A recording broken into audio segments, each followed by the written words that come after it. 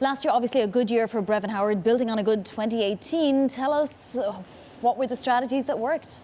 Right, so to your point, we finally are seeing some good news out for Brevan Howard. 2018 strong year, up 12%, 2019 up 8%. This is a significant turnaround for a firm that had its worst performance ever in 2017 and has seen assets fall from about $40 billion in 2013 down to about $6 billion.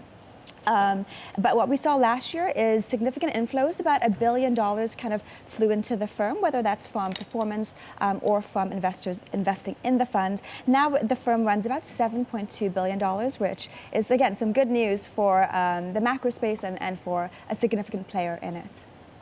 Hema, can I ask you about a story over here in London? Crispin O'Day, 4 out of 5 losing money. He's incredibly bearish and has been bearish and is really down on central banks and what they're doing. How sustainable is this? Well, to your point, yes, it's the 4th annual loss in 5 years. He's going to have to make 111% return to make up that loss to investors over the past 5 years. So it's a pretty significant downfall for them over a number of years, largely because of his short bets and holding on to them for so long.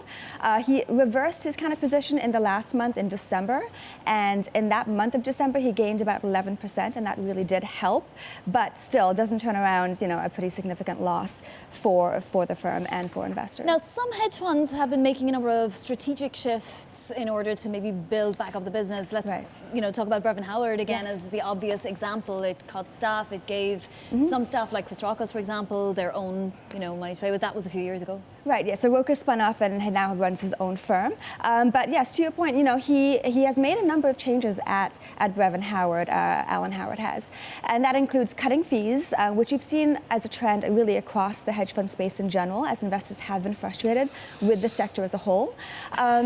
Cutting staff, and then also giving some of its best traders, its star traders, funds of their own to run internally at the firm. And so what that means is, these people can then go out and market those funds to potential investors, potentially bringing in new money. That's also a way to retain some of your best staff, giving them their own book.